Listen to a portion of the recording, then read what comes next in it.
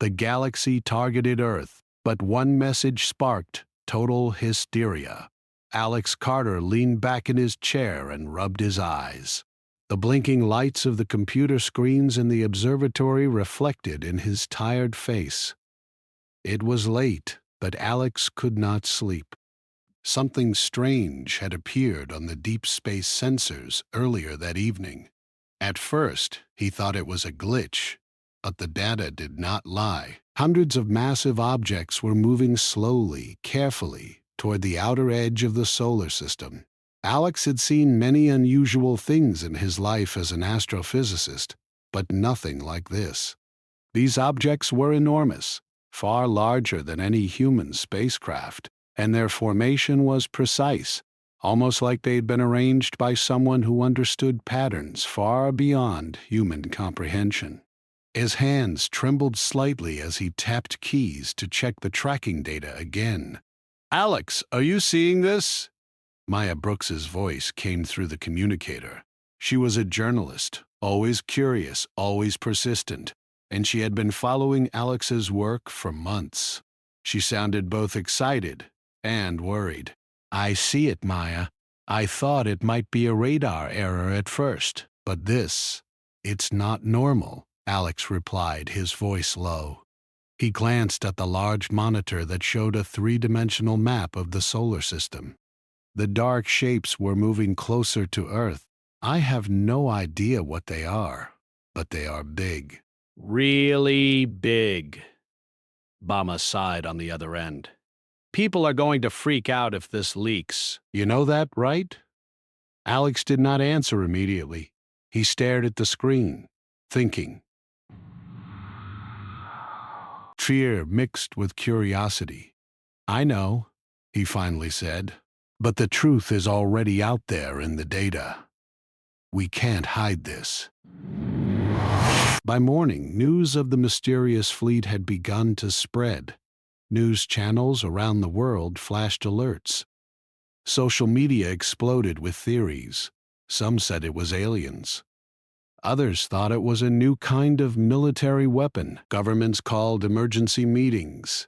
Cities were tense, and people began to panic. In Washington, D.C., John Hale, a communications officer for the military, sat in a large room filled with computers and blinking lights. He had received a special alert early in the morning. The alien objects, if they were aliens, had reached a point in the solar system that allowed Earth's radio and satellite networks to detect them clearly. John could feel the weight of responsibility on his shoulders. Millions of people depended on him to make sense of the situation. Alex and John met through a video call. Alex explained what the observatory had seen. John listened carefully, his hands resting on the keyboard. "You're saying these things are not just passing by?" he asked. "No," Alex said. "They're moving like they are surrounding Earth. They could stop at any point, but they aren't. They seem deliberate and intelligent." John frowned. "Intelligent, huh? That's what everyone fears." He leaned back and ran a hand through his hair. "We need a plan, even if we don't know what we are planning for." Meanwhile, Maya was reporting live from the streets. People were gathering in small groups, talking in hushed voices. Some were scared. Others were fascinated. A few held signs with messages of hope or warning.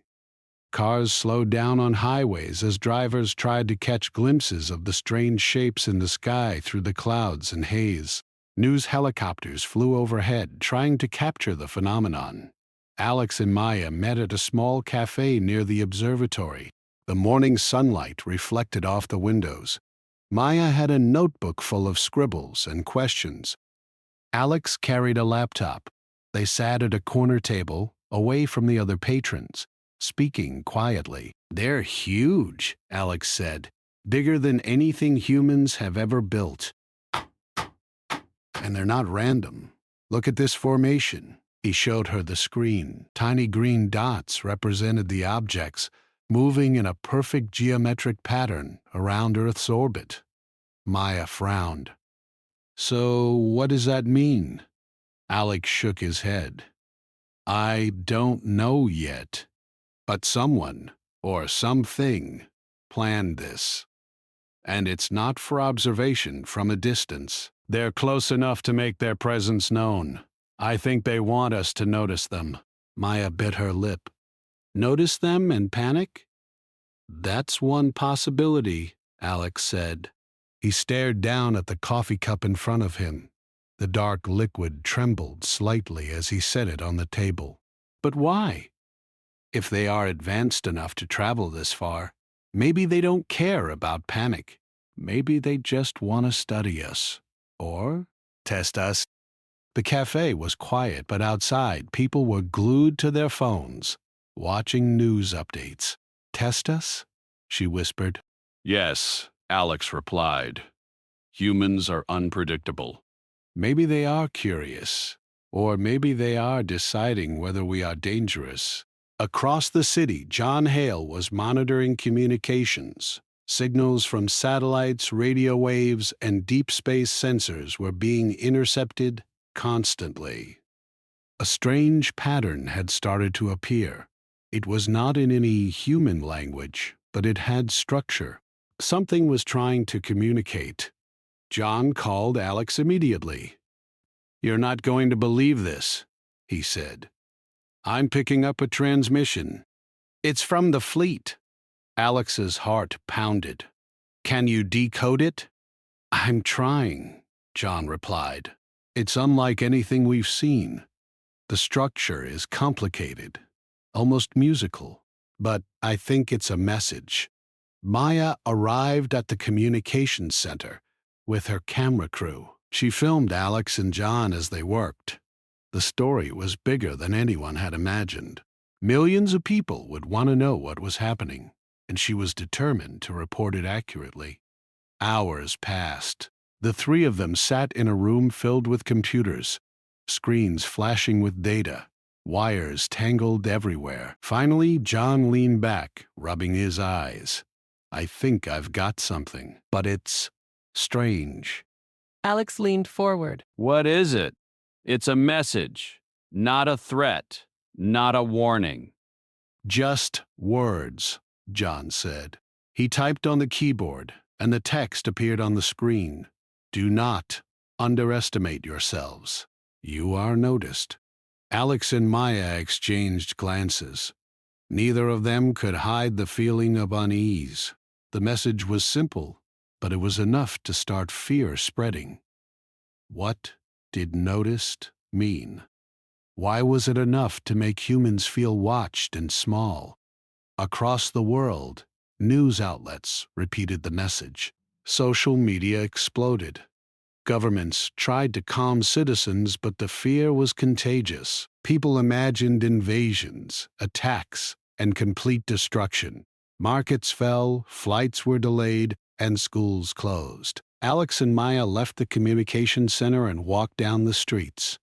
They saw fear in the eyes of strangers. People argued, some prayed, others laughed nervously. The city felt alive with tension, like the entire population was holding its breath. This message, it's too simple, Maya said. And yet everyone is panicking. That's the point, Alex said. It's not a threat. It's a reminder. But humans always see what they fear. That evening, the observatory's telescopes captured clearer images of the fleet. The objects were massive, shimmering with reflective surfaces that glowed faintly under the sun. They were not like anything humans had built. Some looked like floating pyramids, others like long, thin ships with curves and edges no human mind could design. Alex stared at the images in awe and fear. He had dedicated his life to exploring the stars, but he had never imagined being face to face with an entire alien fleet. Do you think they are peaceful? Maya asked, her voice trembling slightly. I don't know, but they are patient. They want to observe. That's clear. The question is, what will they do next?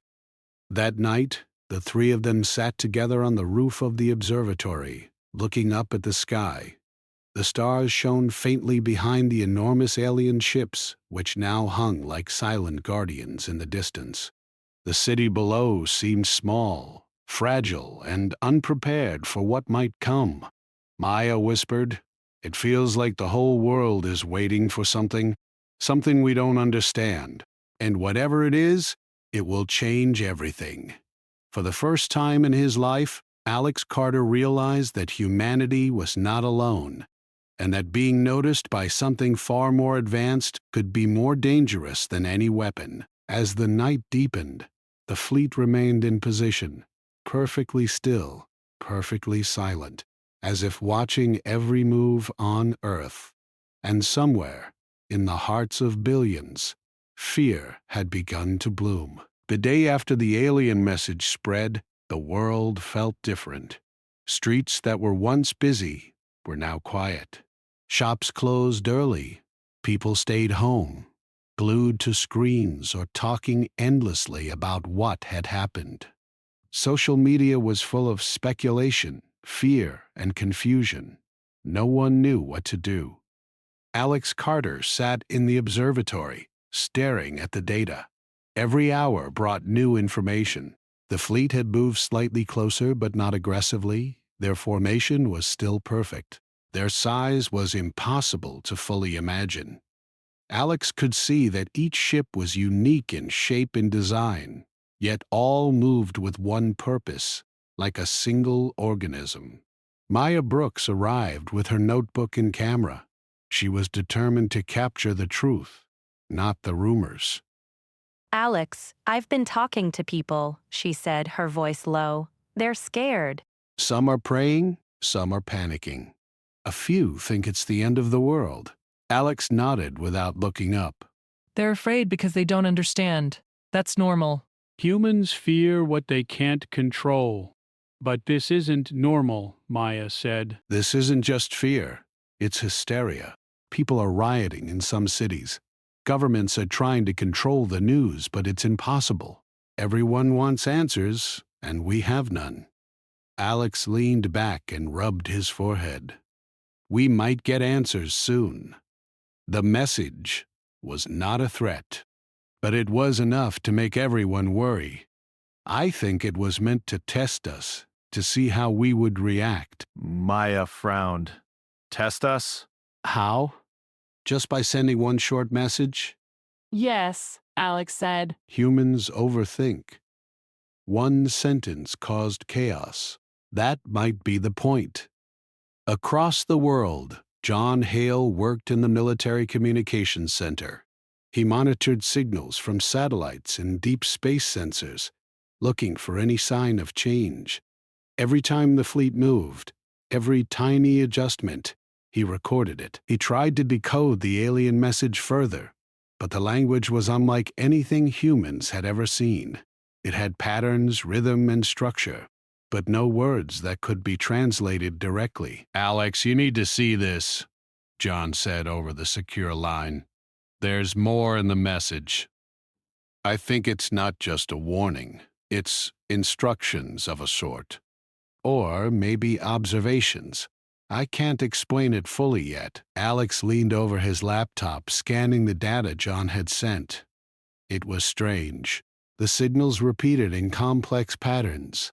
Some looked like numbers, some like symbols, and some like musical notes. It's trying to communicate, Alex said finally. Not in words, but in a way humans can learn. Maybe it's a challenge. Maya's curiosity got the better of her fear. She suggested, "What if we try to respond?" Can they hear us? Alex shook his head. It's risky. We don't know what they want, and we don't even know if responding will be understood. But maybe it's the only way to learn. They decided to prepare a simple message. Alex and John worked through the night, creating a short sequence of numbers, shapes, and sounds. It was basic, but organized. They tried to show that humans were intelligent, creative, and capable of understanding complex patterns. Maya filmed their work. People need to see this, she said. Not just the fear. They need to see that we're trying. That humanity is not helpless. While they worked, the world outside was in chaos. Governments had called emergency sessions. Leaders were speaking to citizens through live broadcasts, trying to calm fears. But panic was stronger than reassurance. Markets crashed. Flights were canceled. Schools closed. People hoarded food, water, and supplies. In some places, people rioted. They blocked roads, demanded explanations, and clashed with authorities. Others formed groups to pray or meditate, hoping the aliens would leave them alone. Conspiracy theories spread like wildfire. Some claimed that humans had done something to anger the aliens. Others believed it was a test for the apocalypse. Even with all this chaos, Alex and his team kept working. They understood that panic was natural, but fear alone would not solve anything. People are losing control because they feel small, Alex said. But we have to show that we can respond with thought, not panic. After hours of effort, they sent the message into space. It was simple. A sequence of sounds, patterns, and light pulses designed to show human creativity and intelligence. They had no idea if the aliens would understand it, but it was a start. Then, something unexpected happened. The fleet reacted.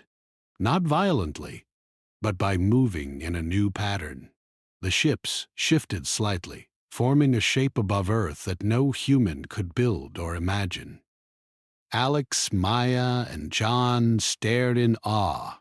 The shape seemed like a symbol, a response to their message. Maya whispered. They understood. Somehow, they understood us. Alex nodded slowly. They are intelligent, and they are watching everything we do. The next day, more transmissions came. They were strange, repeating patterns that hinted at curiosity. The aliens were not attacking, but observing, analyzing, and responding in ways humans had never seen before. Every signal they sent was studied by scientists around the world. People followed the news, watching carefully, hoping to understand what the aliens wanted. Despite the panic, a small hope began to grow.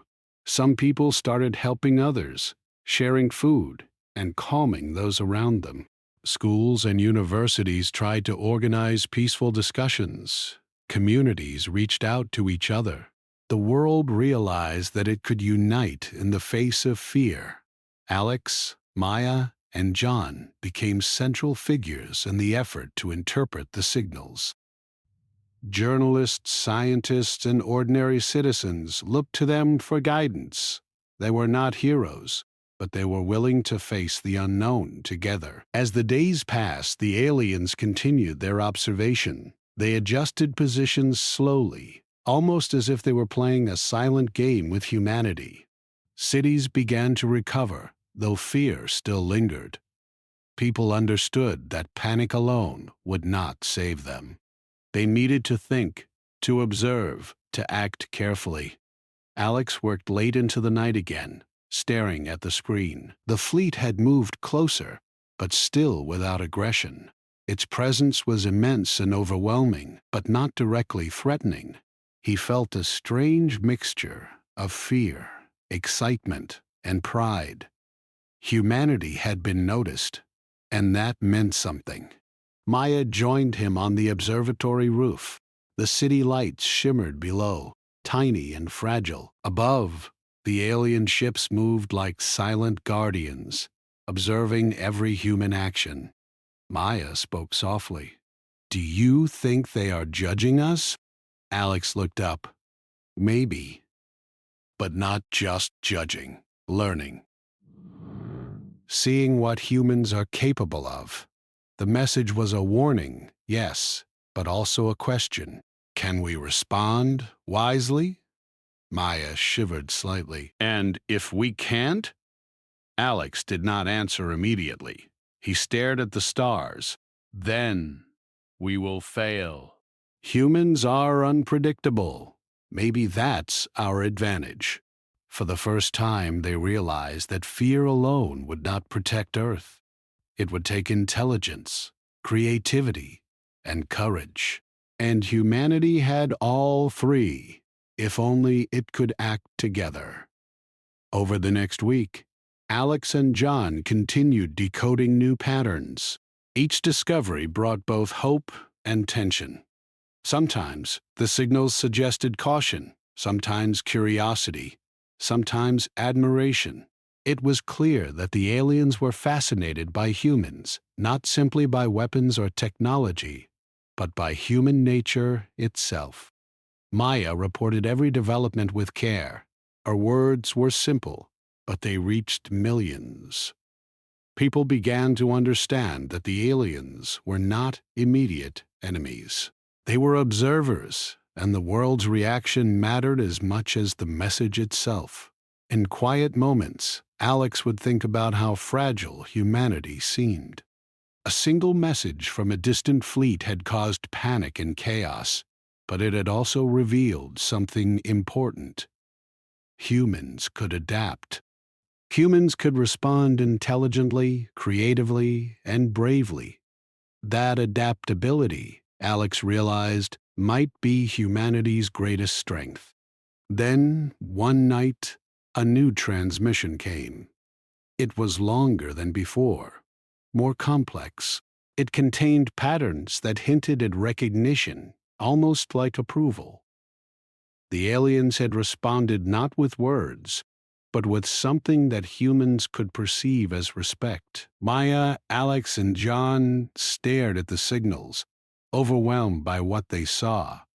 "They're impressed," Maya whispered. Alex nodded slowly. "Or at least, they are noticing us more clearly. We're not just a small, insignificant species. We matter. Somehow, we matter to them." For the first time since the fleet arrived, a sense of calm spread through the observatory. Not peace, exactly.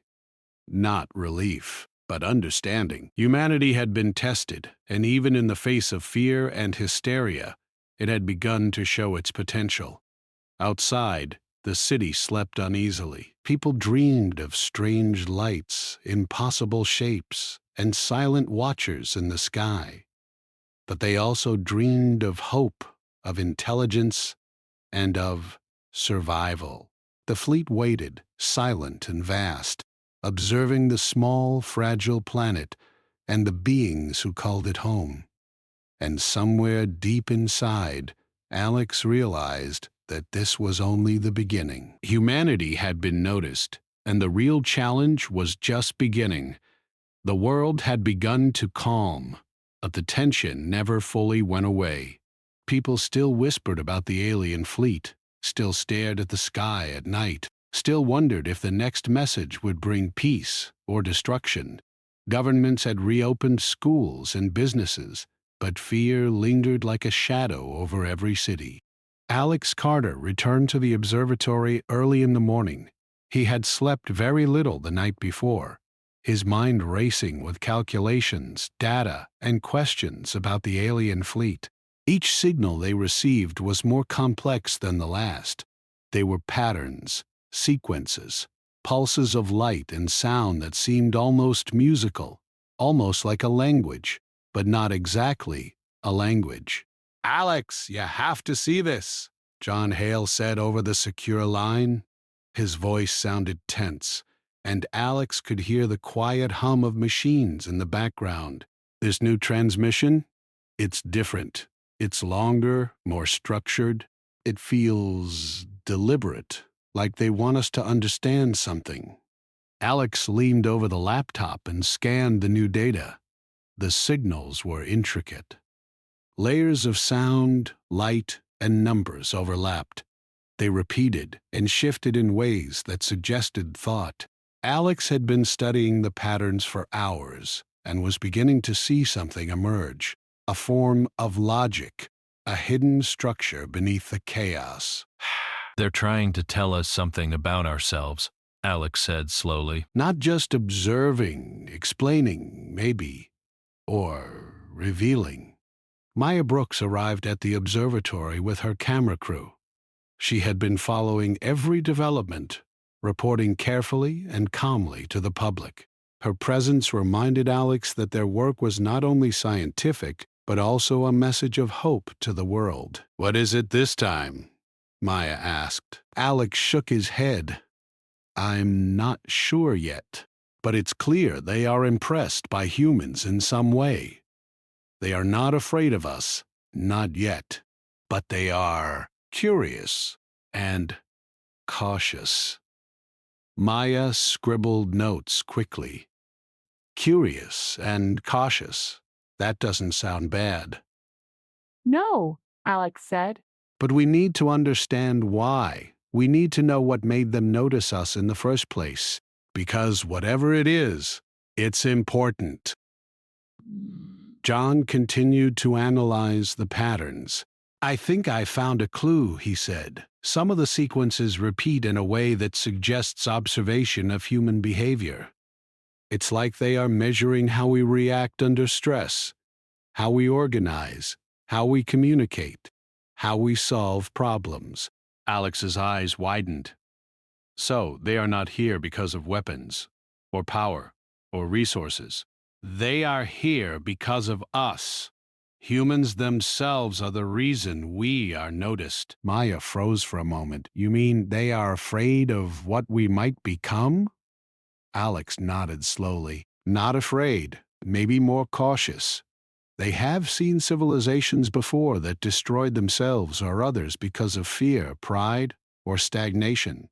Humans are unpredictable, creative, chaotic, and they want to know what we will do next." The three of them sat in silence for a moment. Outside, the city hummed with life. People were cautious but hopeful. They had begun to understand that the aliens were not enemies, but they still did not know the full truth.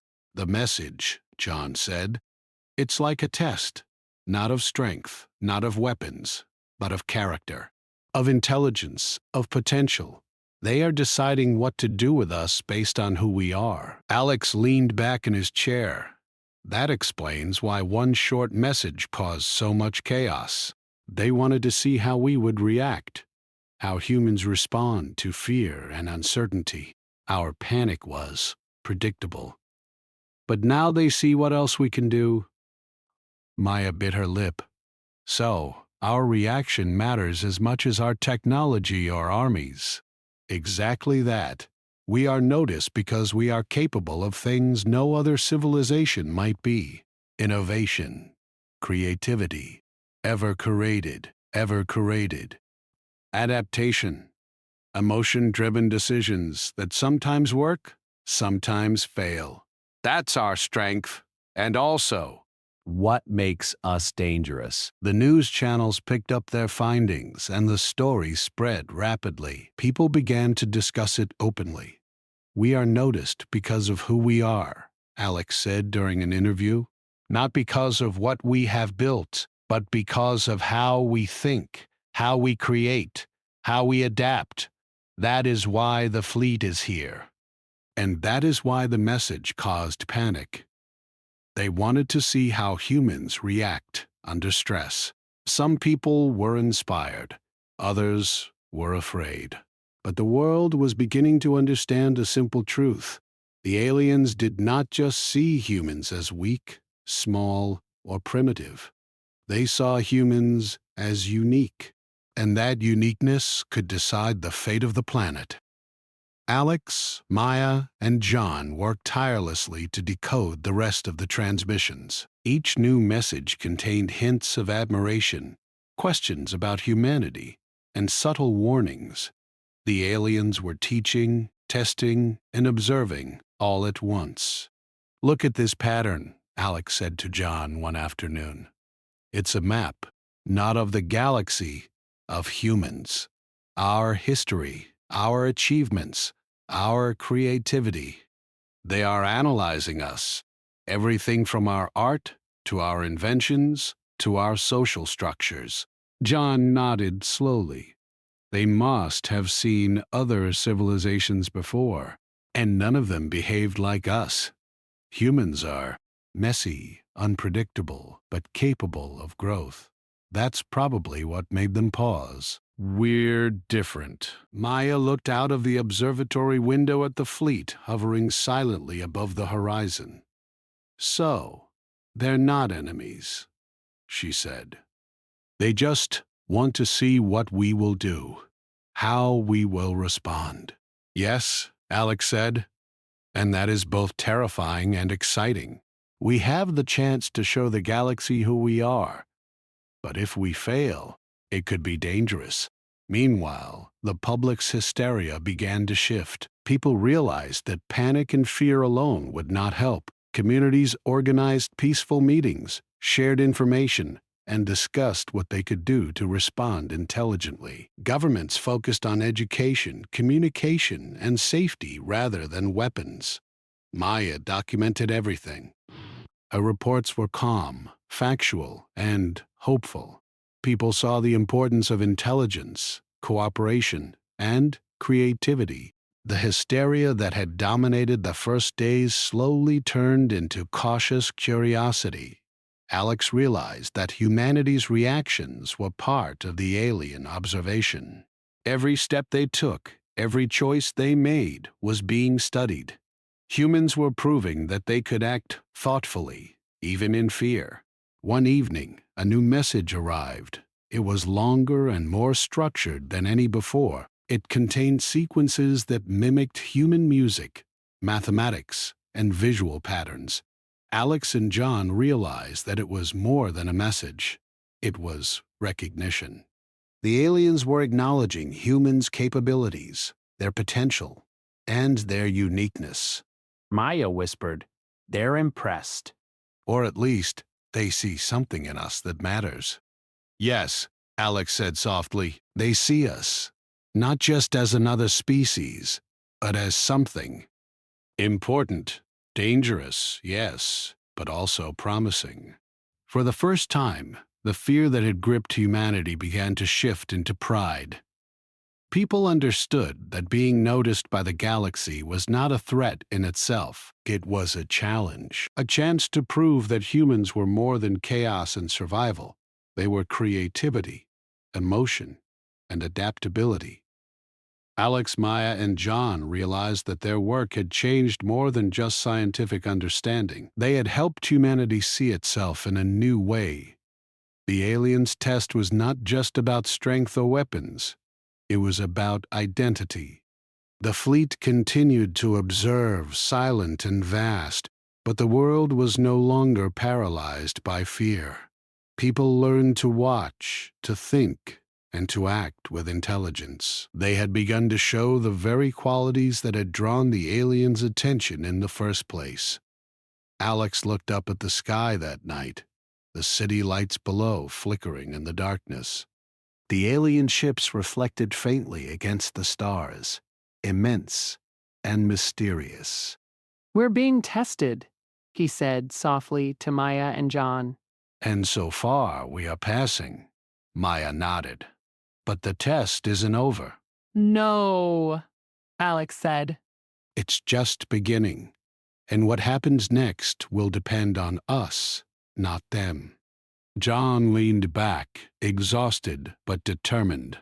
We have a chance to show who we are. Not just humans, but something more. Something the galaxy has never seen.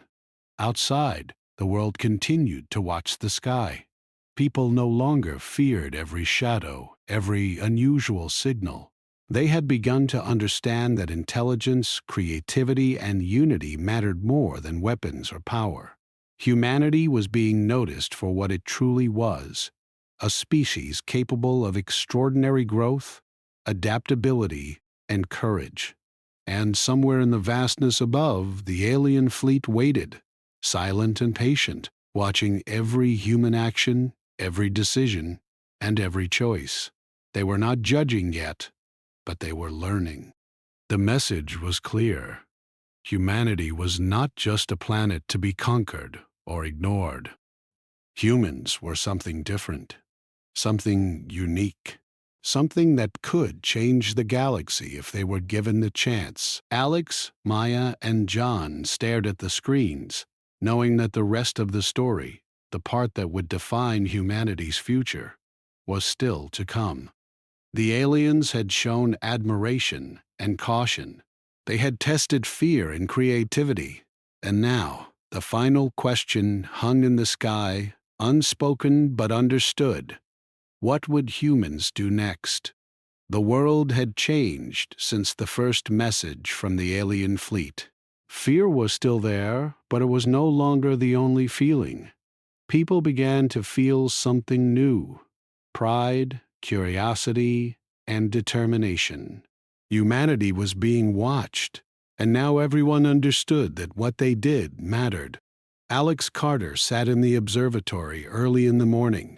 The fleet was still above Earth, moving slowly and silently, like a giant shadow in space. Every signal they sent was carefully studied. Alex had been working with John Hale and Maya Brooks for days to understand the patterns and respond in a way that humans could show their best side. "The latest transmission," John said, pointing to the screen. "It's a challenge, not a threat, but a question. They want to see what humans can create, how we think, how we act under pressure." Alex nodded slowly.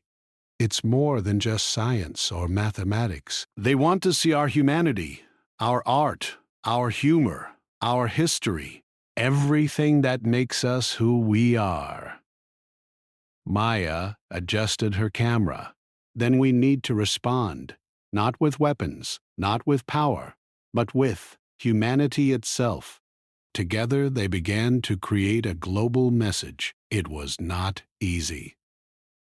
They could not speak for every person, every culture, every mind on Earth. But they could try to show the best of humanity: creativity, intelligence, empathy, and curiosity. Alex and John worked on a sequence of images, sounds, and patterns. They included art from around the world, music, famous discoveries, literature, and even simple acts of kindness. Maya recorded messages from ordinary people: children drawing pictures, scientists explaining experiments, farmers showing how they cared for animals. "This will show them who we really are," Alex said. "Not just fear, not just violence, not just survival instincts. Humans are capable of more than that. We can build, create, imagine, and care for each other." The world watched as the message was prepared. News outlets explained what was happening, and people everywhere contributed. Students created drawings, musicians played songs, scientists sent experiments, and families shared stories. Every action was part of the message. Humanity was responding to the fleet, not with weapons or anger, but with itself. The day the message was sent, people across the planet paused to watch. Everyone felt the importance of the moment. It was quiet in cities, towns, and villages. People turned their eyes to the sky, imagining the enormous fleet above them. Some were nervous, some hopeful, some in awe. Alex, Maya, and John watched as the transmission was sent. The sequences of light and sound were beamed toward the fleet. It was not a perfect message, but it was sincere. Humanity was showing itself, not as a threat, but as something alive, creative, and unpredictable. For hours, there was silence. The fleet remained in place, still and immense. People waited, holding their breath, wondering what the aliens would do next. Then, slowly, the fleet reacted. Not violently, not aggressively, but with movements that suggested recognition. The ships shifted, forming patterns that no human could build or imagine. They created shapes in space, symbols of respect, and sequences that mirrored parts of the message humanity had sent. Alex's eyes widened. They understood. They see us, not as enemies, but as something.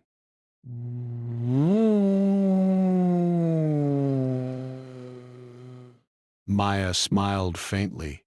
And they are responding in their own way. We are not alone, but they are, acknowledging us.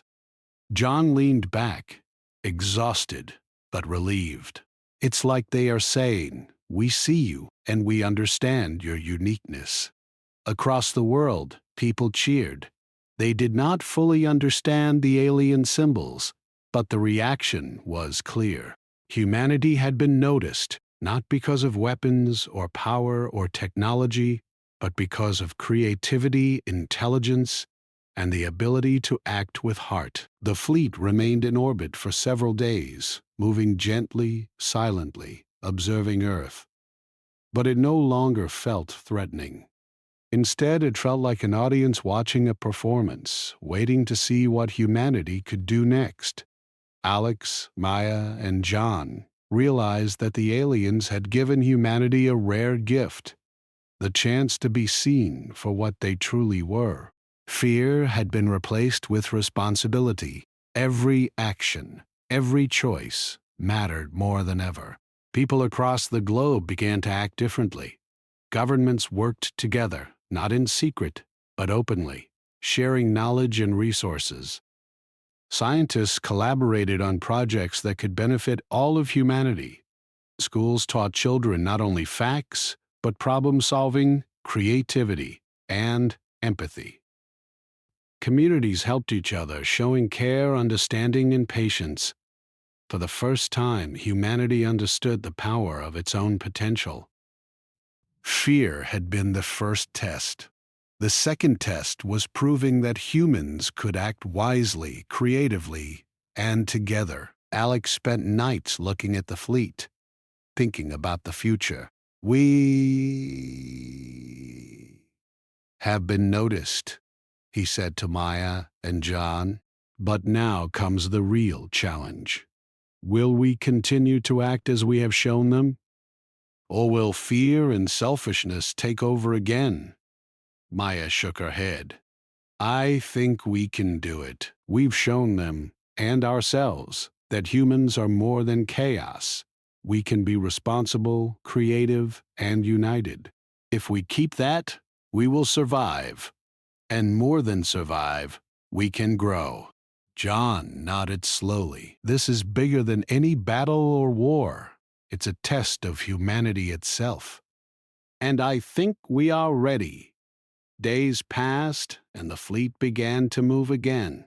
Slowly, carefully, it drifted farther from Earth, not away in retreat, but with purpose. The aliens had observed, judged, and decided that humanity was worthy of continuing its journey. Then, one final transmission arrived. It was different from the others. It contained knowledge of distant worlds, ancient civilizations, and ideas that no human had ever imagined.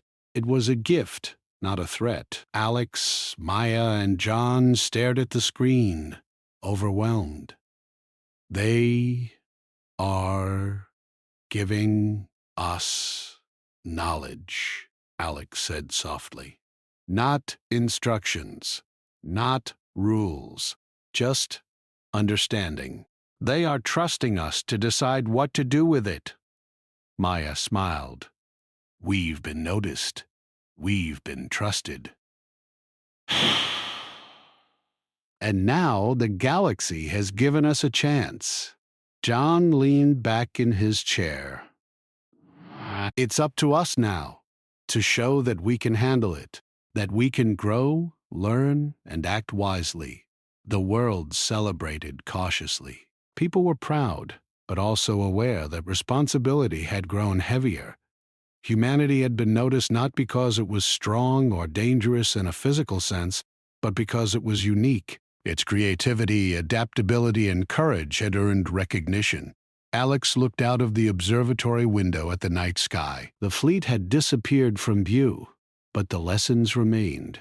Humans were not just a species on a small blue planet. They were a force of thought, imagination, and heart. And the galaxy had seen it. Maya sat beside him, quiet for a moment. "Do you think they will come back?" she asked. Alex shook his head slowly. "Maybe. Maybe not. But it doesn't matter. We know now that we can be noticed, that we can matter, and that is what will guide us forward." John smiled. "We've been given a chance to grow. Not just survive. Grow. Change. And maybe, shape the galaxy in ways we cannot imagine yet." For the first time since the fleet arrived, humanity felt a deep sense of hope. They had been tested, observed, and challenged. And they had passed, not by weapons, not by fear, but by being themselves, intelligent, creative, emotional, and capable of unity. The world slowly returned to a new kind of normal. People worked together, shared knowledge, and acted with care. Communities thrived. Governments focused on progress, not control. And every night, people looked up at the stars, knowing that they were seen, watched, and respected by something far beyond their world. Alex, Maya, and John continued to study the signals, aware that the story was not over. But now they knew something essential. Humanity had survived the first contact, not through strength, but through character. That lesson would guide the species for generations. The alien fleet had left, but its presence remained in the hearts and minds of people everywhere. Fear had transformed into hope. Panic had become pride. And the small blue planet called Earth had shown the galaxy what humans were capable of. In the quiet of the observatory, Alex whispered, "We are humans. And we are noticed. That is just the beginning." Maya smiled softly. "Yes, the beginning of something bigger than we can imagine." Don nodded. "And now it is up to us to decide what comes next." Above the Earth, the stars shone brightly, reflecting the small blue planet that had been noticed. The galaxy had seen humanity, and humanity had seen itself. And for the first time, humans knew that the future was theirs to shape. The fleet was gone, but the memory of its presence, the knowledge it had shared, and the lesson it had taught remained. Humanity had faced the unknown, acted with courage, and shown the best of what it could be. And that, above all else, was worth watching. The sky was quiet now, but the story of humanity had only begun. And somewhere far across the galaxy, the ripple of a small, clever, unpredictable species had been felt.